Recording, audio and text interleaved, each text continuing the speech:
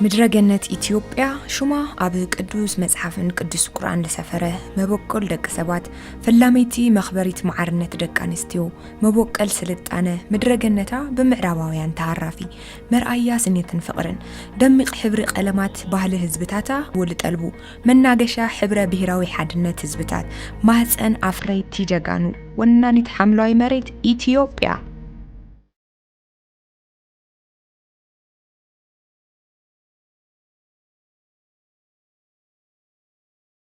عمبل 19 كفل زمن أوروباويان لهاجرات أفريقيا نمجزا قبل تخفف اللؤوان جاكانو حربنياتات إثيوبيا قبل تحتقو جيرو كرجز نلمس فاشش تليان كابجاف كسابجاف بحدنا تسلفهم نتي تهانديدو لمس فاشش تسعيرو عود بممزقاب تمثاليت حرنة أفريقيا مخوان لخالت هاجرية إثيوبيا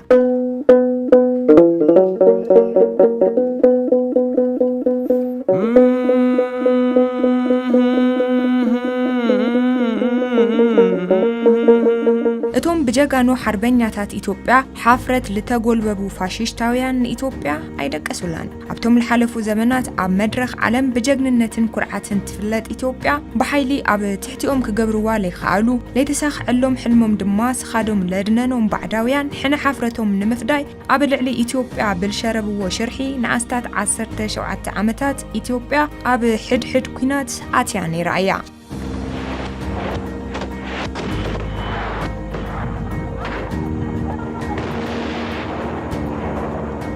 بس جمع عرقاويان هساونتي الون منعسي قدات موت كوينوم يوم إذا هاجر ون مفراي حيري لخونة منعسي باتيخوينات بمسعنا بغطبا بوليتيكا الون تقالعيت محبراوي كلولاو كوينايا سرعة درجي بمدمساس عبشحنت شعنتن 83 عامة مرت ناب سلطان لديبه اتودب كاب لحنت ازوم استراتيجيتات اتقندي معرنت بهير سباتن هزبتاتن مرققاز والا كوان تخونه عدم سلطانو اب لبك علو اوان علامو تاي كم لنبره بقلسي ارئيو إثيوبيا تبهال هاجر انا تليجزئيات فرس لبالقوان بمحاز سلام هاجر لزربو تكبارات فتزيم ايو لعلنت للمدى بمعرنت اي امنن كم لبهال ابتم الحلفو 27 عامتات اب لعلي حزب إثيوبيا لفصمو قفعن بدلن منبر سلطانو كسئنو خيلو ايو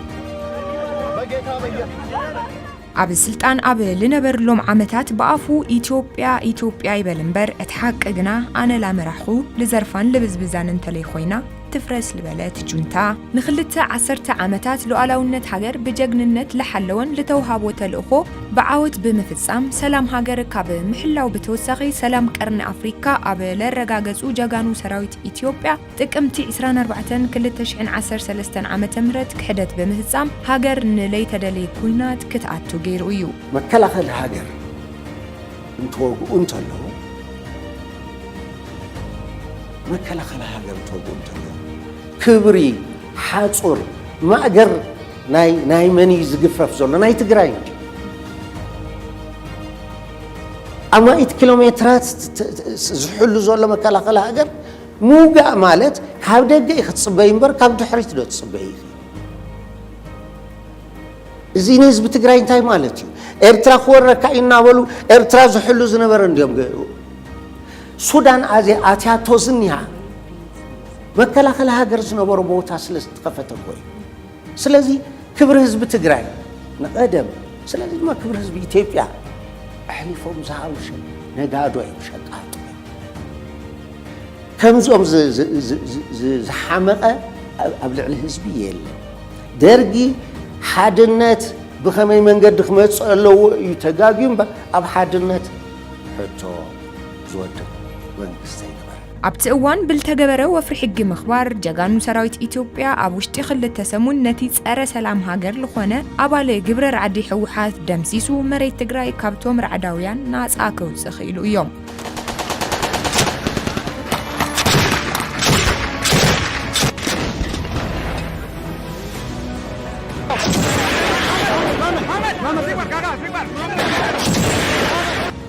በዚ ድማ ግዚያዊ ምምሕዳር ተጣይሹ ትግራይ ንኣስታት 8 ኣዋርሕ ኣብ ትሕቲ ግዚያዊ ኣመሓደርቲ ዋላ እኳ እንተነበረት ኣብ እዋን ክራማት ሓረስታይ ትግራይ ንክሓርስ መንግስቲ ኢትዮጵያ በይናዊ ተኩሲ ጠጠው ብምባል ሰራዊት ኢትዮጵያ ካብ ትግራይ ክወፅእ ተገይሩ እዩ እቶም ራዕዳውያን ነዚ ውሳነ ከም ጽቡቕ ኣጋጣሚ ብምጥቃም ትሕቲ ዕድመ ህፃውንቲ ኣኻኺቡ ንኣደዳ ሞትን ስቃይን ክሳጥሑ ገይርዎም እዩ እዘይ ኣኸሎን ቦራር ሒዝዎም ኣብ ልነበረሎም ከባቢታት ኣምሓራን ዓፋርን በአስካሕካሒ ኩነታት ንነበርቲ እቲ ከባቢ በመቅታል በጅምላ ቀብሩ ተግባር አረመናውነቱ አመስኪሩ እዩ እቲ ጁንታ ሰላም ሃገር ንምዝራግን ዜጋታት ቅሳነት ንከይረኽቡ ዓሊሙ ዋላ እኳ እንተተበገሰ በጀጋኑ ሰራዊት ኢትዮጵያን በኃይልታት ጥምረት ጸጥታ ፈሺሉ እዩ ስዕረት ተጎልቢቡን በአማይት አሽሓት ለቁጸሩ ህፃውንቲ ደቂ ኣንስትዮ ኢሉውን መንኣሰይ ነቲ ኩናት ክስዕር ከም ለይኽእል እናፈለጠ ገቢሩ እዩ መሬት ትግራይ ብለይ መንኣሰይ ተሪፋሉ ድማ በአገዛዝ አስራ ዓት ሕውሓት ተማሪሮም ናብራኦም ስደት ልገበሩ ተወለድቲ ትግራይውን ብርክት ልበሉ እዮም ናብ ኩናት ይዳለው ከም ዘሎ ንርኢ ኣለና እዚ እውን ትርፍ ተወሳኺ እዩ ማለት ሰባት ሞይቶም እዮም ህዝቢ ጠሚዩ ተጎሳቆይሉ ሕጂ እውን እንድሕርቲ መንገድቲ ዘስተኻኺልካ ልስልስ ኢልካ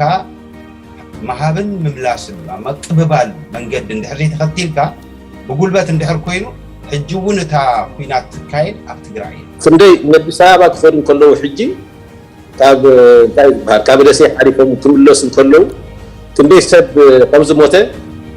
تراينا خيارين بريزولون بركندي حواتنا كم زبوت دو يوم نا زي تخيل بزلق زرفال زلق تسعة ما يريبو هذا بتجري كندي يموت كم زلق وعلم بعلم زور ولا 350 دي 370 شيء أخي إن الليل تجاربوا بعلتني درس وياي. درجة زين تجراوي نكرس عيو حيزوا ولا خلوا كل من أسف زي نناتهم ميت اللي يمول أسبات إيدهم هيوم فردهم قبلوا لا تقبلهم كله معات تجراي لوسحة الساتهم كي يتحزوا سلل دليل راي لتجراوي منهم 5 سنتيم نمسلو نجار يلي لبقى أسف زي كله 300 تشح ወጣት አበይም ለአተይን ፈልጥዩ ነው ስለዚህ እዚ ሁሉ ኢትዮጵያው ዋጋው ልግባዩ ንትግራዋይ እውን ተጠቅሙ ወይ ሆነ አይጠቅሙ ወይ ለንሪዮ ለናኮ 3 ዓመት እዚ ከመጀመሪያ ነፃነት ልዩ ድግዛዕ ተባሂሉ 17 ዓመት ተቃሊሶም አው እንደ ሰብዩ ህይወቱ ሲኑ እንደ ሰብዩ አካሉ ጎዲሉ እንደ ንብረቱ ፈሲሱ እንደ ንብረቱ ፈሪሱ ሻይቱ بعلاتهم دل يكون كلام لا يكون بنك يكون زع يكون سرقنا يريو سلازي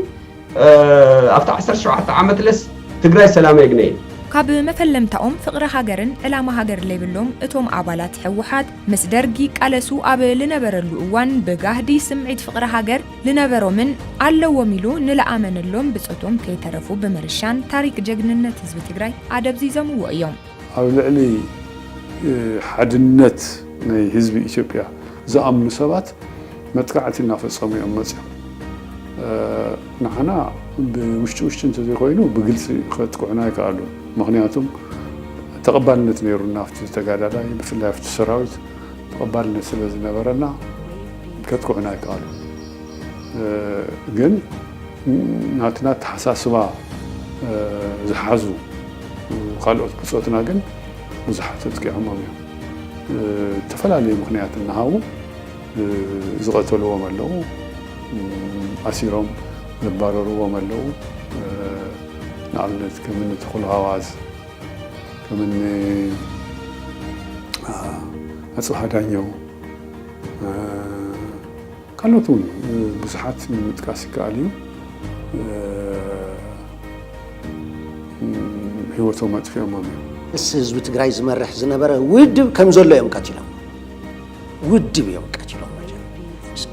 ውልቀ ሰባት እናቐተሉ መፅኦም ውድብ ድማ እዮም ቀቲሎም ውድብ ምቕታል ማለት ህይወት ቃልሲ ምቕታል ማለት እዩ ናይ ዘመናት ጉዕዞም መስዋዕትነት ምቕታል ማለት እዩ ንቅድሚት ዘሎ ተስፋ ምቕታል ማለት እዩ ናይ ህዝቢ ተስፋ ርሑቕ ተስፋ ምቕታል ድማ ኮይኑ ስልጣን ዝሓዙ ቀጥታ ኣምባገነናት ኮይኖም ኣምባገነንነት እውን እዩ እቲ ጭርሖ ወዛደራዊ ኣምባገነን ላባደራዊ ኣምባገነን ፕሮሌታሪያት ዲክታተርሺፕ ይዙ ባዕሉ ውጂ ንሓድነትን ንምግንፃል ዝግበር ቃልሲ ሕዝቡን ይቕፅልሉ እዮም ዘለዉ ሕዝቡን መዓት መንእሰይ ዝረግፍ ዘሎ ንናይ ምንፃል ዓላማ ኢሉ ንኻልእ ፕሮግራም ንኻልእ ኢኮኖሚያዊ ለውጢ ንኻልእ ፖለቲካዊ ለውጢ ክንዲ መስዋዕት ምክፋል ዘተሓባብረካ ዘማዕብለካ ንምንፃል ብዝብል ሕዝቡን መዓት መንእሰይ ትግራይ ይረግፍ እዩ ስለዚ ኩነታት ሕዝቡን ይደኽሉ ኣለዉ ንቲንክ ህዝቢ ኢትዮጵያ ወላሂ ህዝቢ ትግራይ ማለት እዩ ተሓባቢሩ ነዚ ሕማቕ ጉዕዞ እዚ ተተቀብሎ ክስዕር እግረ መንገዲ ከተሓሳስብ ህዝቢ ትግራይ ከም ህዝቢ ናይ ምህላው ሕቶ ዝፈጢሮም ኮነ ኢሎም ንውልቀ ረብሐኦም ክብሉ ኮነ ኢሎም ፈጢሮም ዙርዩ ሓዊ ኸቢቦሞ ባዓልቶም ከቢቦሞ ኣብ 2-3 ክባእትዮም ይቐትልዎ ኣለዉ ንሶም ጸላእቱ እዮም ዘቕትልዎ ዘለዉ እኮ ጸላእቱ ስለ ዝኾነ እዮም ትንከባኸብዮ ትፈትውየ ህዝቢ እኮ ትፈትውየ ህዝቢ ትስውእሉ እምበረይ ትቕትል እዮም ትኸፍሉሉ እምበረይ ተኽፍል እዮም ትዕቅብ እዮም እምበር ዓወታት ተኽስር እዮም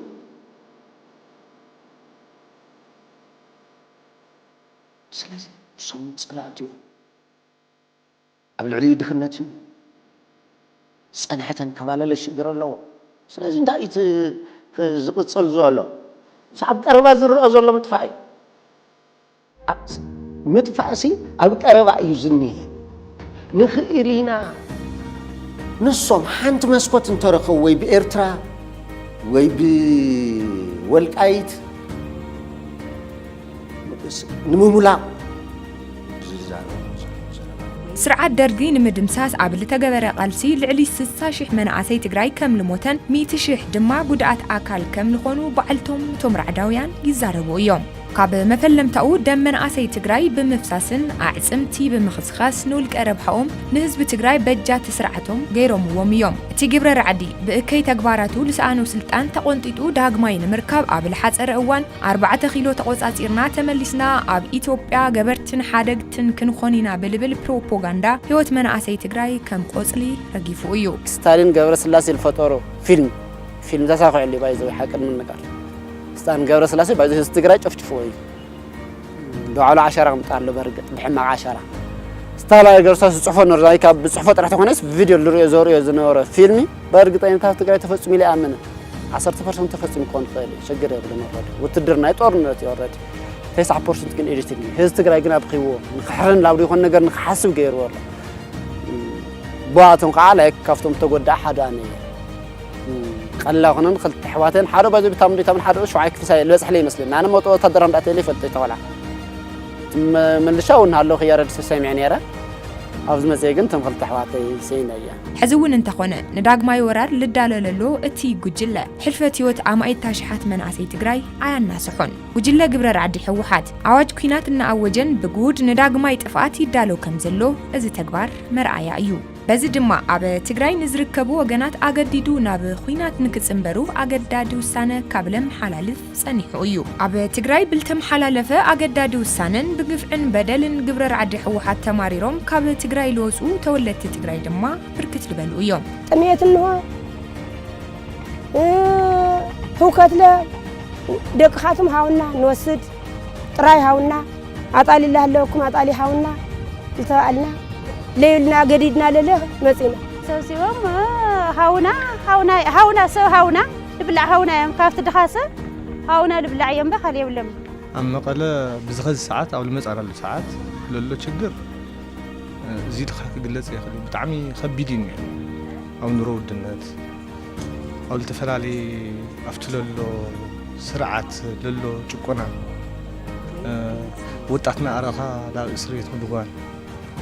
اسمه كلاكي حجازي أخني رخلا بسريت من التاي مشت نالوية هل خلنا نقولون ده سويل جيرو كن كذا قسم ليك مراتي من أسي لك عن ساعة مساعته تي ما أصرح تزنورو قال زنبر بملو بعلو ناب ما سلطنيات في خيد نيرو قصيلتي نصف بهالسب انت أي خوينو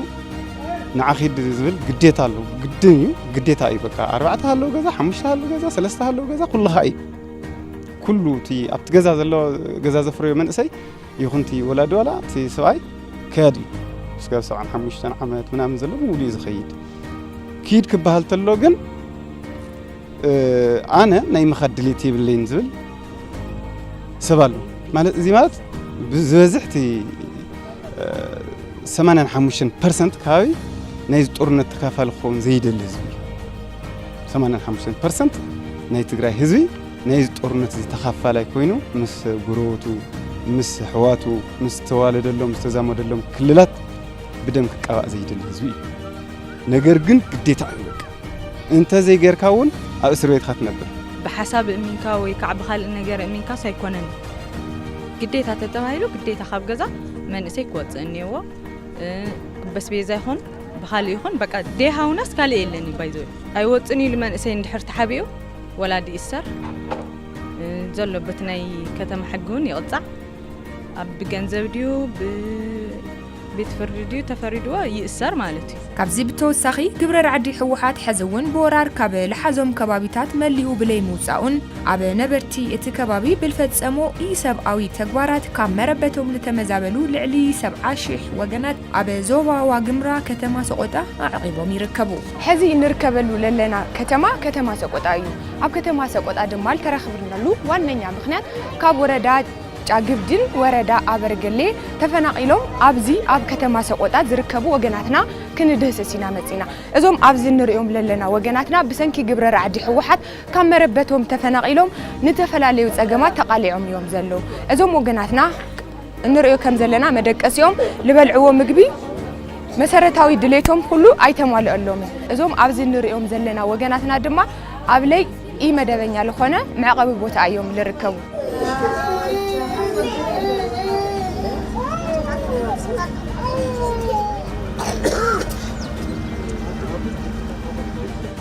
ካብ ቀደሞም እቲ ክቡር ህይወት ወዲ ሰብ ለሕሰሩ ኣባላት ጉጅለ ግብረ ረዓዲ ሕወሓት ቅዱሳን ኣብል ተፈጠሩላ መሬት ኢትዮጵያ ደም ወዲ ሰብ ብምፍሳስ ተግባር ዳቢሎስ ፈፂሞም እዮም ሃገርና ኢትዮጵያ ሕዚ ካብ ዘላትሎ ሁከትን ዘይምርግጋዕን ናፃን ክትኸውን ዜጋታት እዛ ሃገር እውን ለይምርድዳእ ክፍጠር ከሎ ሰላማዊ ብልኾነ መገዲ ፀገሞም ንፈትሕሉ ጥበብ ተገንዚቦም ሰላም ውልቆምን ሰላም ሃገሮምን ካሃንፁ ይግባእ መልእኽትና እዩ ሰላም